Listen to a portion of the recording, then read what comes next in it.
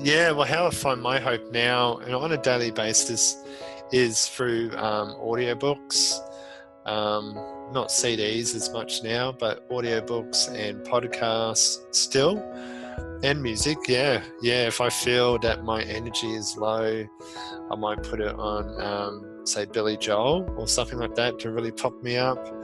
And Bruce Springsteen, Jim Rohn. I listen to Jim Rohn a fair bit. Yeah, Jim Rohn, and The Secret, but also, podcasts that relate to what I'm sort of thinking at the time as well. That gives me that message of hope. Yeah. When I first found out that I was stage 4, I want to talk about hope and how that entered the picture. For one thing, I knew that I had the hope of eternal life, and I felt in my heart God was so much bigger than me, and that He loved me.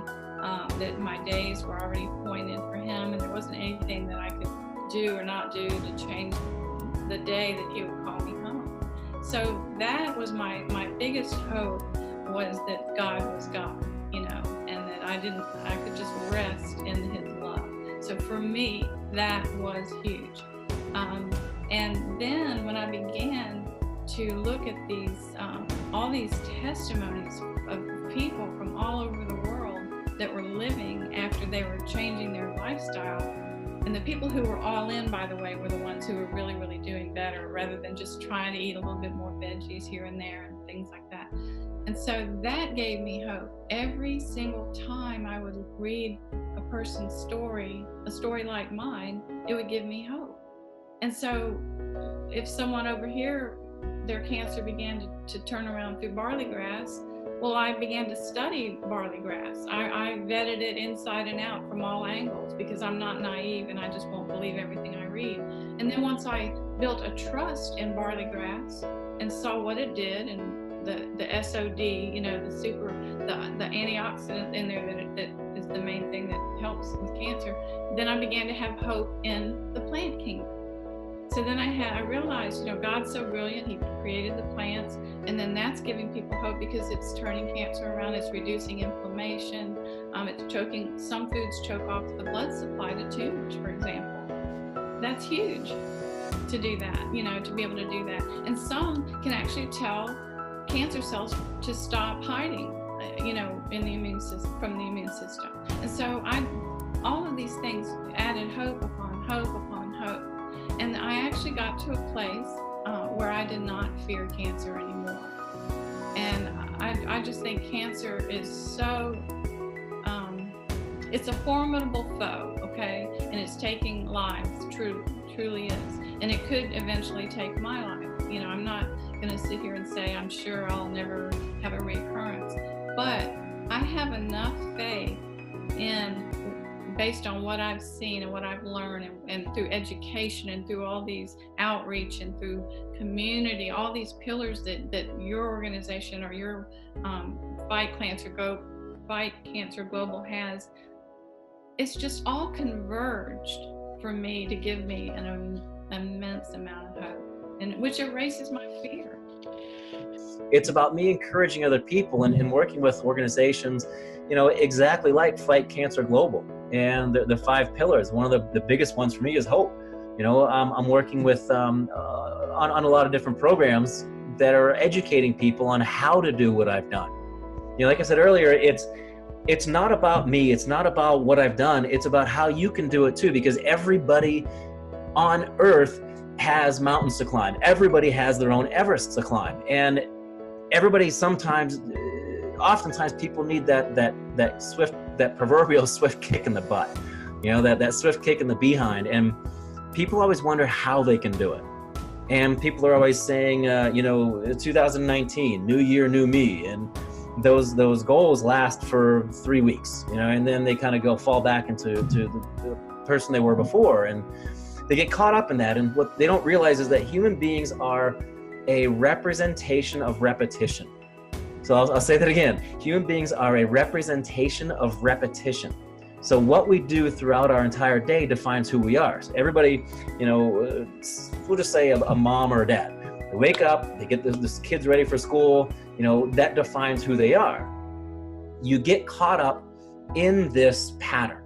if you want to change things, you can't get something that you want by continuing to do the same things that you've always done. You know, it's just not possible. So, well, that's the hope. They don't use the term cancer-free. I go to Memorial Sloan Kettering Hospital. It's the #2 hospital in the world for cancer. I am lucky by birth that I live in the New York State area. I live right outside of New York City. It doesn't do me any wonders with my accent, but it's great for being near the best hospitals in the world. So because I go to Memorial Sloan Kettering, I learned really quickly that they don't use words like cancer-free or cured. What they say is NED, which means no evidence of disease. So when I was diagnosed the day after Thanksgiving, very wonderful, 2 years ago, I went to Sloan on December 1st, and by December 16th, I had my mastectomy. I had a radical right mastectomy, lymph node extraction. The cancer had gotten into 5 of my lymph nodes out of 25 that they took out and tested, and the tumor was 5.6 centimeters. So I had a radical mastectomy. My surgeon did leave me flat, which is what I requested. There's a lot of stuff going on in the breast cancer community right now about surgeons not leaving their patients flat and going against their wishes, but I was very lucky. He left me perfectly flat. And when I woke up from surgery, they told me I would need chemo. When I went for my follow-up to remove those drains, which, oh God, drains are the worst. When I went to get them removed, when we found out what the staging was, stage 3A, I was told that I was NED, which means no evidence of disease. So basically that's what they call it. And I, as far as I know, I'm still no evidence of disease. Of course, no one knows what goes on in their body. But I tend to believe that I'm cured and that I'm healthy, but I can't find a doctor or a life insurance company that would agree. What gives me the most hope these days, and how I've evolved my this whole process of hope. I think that in the beginning, I looked a lot for hope outside of myself.